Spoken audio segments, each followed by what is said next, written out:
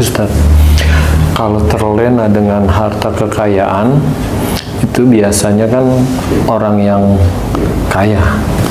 Nah, orang yang kaya ini juga bukan berarti orang miskin itu nggak merasa kaya, Ustaz. Kadang dia mendapatkan harta yang lebih banyak dari biasanya, itu dianggap udah kaya banget gitu. Nah, bagi orang yang ekonomi bawah nih, Ustaz, terlena dengan hartanya itu, apakah dia menghambur-hamburkan uangnya untuk sesuatu yang tidak berguna, Ustaz? Misal nih Ustaz ya, dipakai buat berjudi, dipakai buat nyawer, padahal hidupnya dia ke depannya tuh belum tahu gitu loh. Apakah demikian juga gitu, Ustaz? Sama, terlena dengan harta. Nomor satu adalah pamer. Mbak Haji, ya, diingat-ingat. Orang yang mohon maaf nih, yang seperti Haji sebutkan tadi, kalau punya dapat hari ini 10 juta aja, cerita nggak dia biasanya? Cerita kemana-mana. Nah, itu sudah terlena nomor satu. Oh. Nih, aku nih, hanya hari ini tok aku begini dapat nih 10 juta. Dari mana? Coba kita dengerin omongannya. Ada Allahnya nggak pada pembicaraan itu? Kalau ada Allah nih, saya dapat ini diberi Allah 10 juta, tapi diumum, lah kan nggak cocok. Di titik itu terlena. Kemudian yang kedua, karena itu di dalam hati dan pikirannya itu ada nafsu untuk pamer, ada nafsu untuk ini, insya Allah ya setan ya dajjal berkecamuk dalam otak dan hatinya. Insya Allah uangnya akan ludes, dipergunakan akan ludes. Kalau nggak dipergunakan untuk itu, nanti dihabiskan oleh Allah Ta'ala dalam bentuk lain. Begitulah cara Allah Ta'ala. Ya bisa aja untuk judi, ya itu kan kelihatan bahwa judi itu musuhnya Islam, iya, tapi kan nggak harus judi, mamanya main perempuan tapi sembunyi-sembunyi, ya itu kan nggak kelihatan di mata orang. Iya. Kalau terang-terangan, umpama aku nggak main perempuan, apa pijet mamanya. Nah ini kan sembunyi-sembunyi, apalagi mamanya ya begitulah yang sebenarnya. Jadi orang nggak pernah lihat, kayaknya dia baik kan, orang kan nggak pernah tahu. Nah di titik inilah dia terlena, sehingga dia tidak bisa menjaga bahwa harta ini sebenarnya ujian dari Allah Ta'ala. Walaupun kita mendapatkan dengan cara-cara yang insya Allah halal, insya Allah baik, tapi itu ujian yang harus kita kerjakan. Dari ujian itu, apa yang harus kita kerjakan?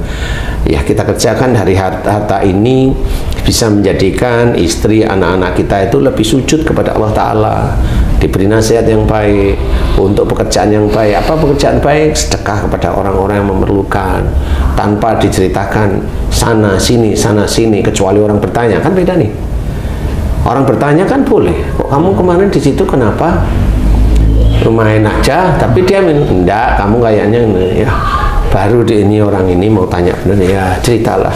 Alhamdulillah dititipi oleh Allah Ta'ala, jadi saya memberikan pada saudara saya yang memerlukan, dengan kerendahan hati, bukan dengan pamer. Kan seperti itu.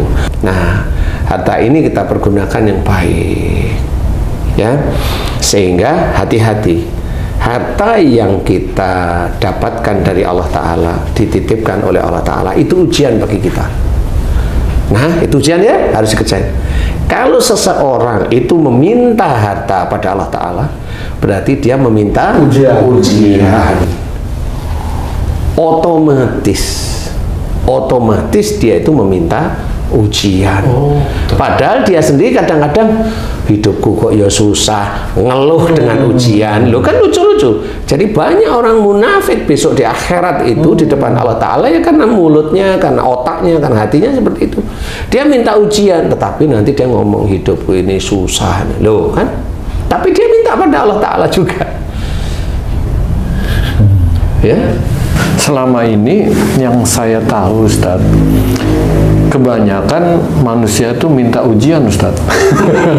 Contohnya sholat duha biar dapat rezeki yang banyak, sholat tahajud, minta harta. Jadi hidupnya penuh ketakutan. Ketakutan dalam arti takut susah supaya dapat rezeki yang banyak, minta sama Allah dengan sholat duha, sholat tahajud. Itu seolah-olah minta ujian dong berarti, Ustaz? Iya, selain dia minta ujian, nanti di hadapan Allah Ta'ala, sholatnya apakah bisa diterima? Nah, sholat itu yang diterima oleh Allah Ta'ala, insya Allah niatnya satu, lillahi ta'ala. Tidak ada, tujuannya tidak ada. Hanya mencari ridha Allah, hanya mencari rahmat Allah. Bukan lain, tidak ada dunianya.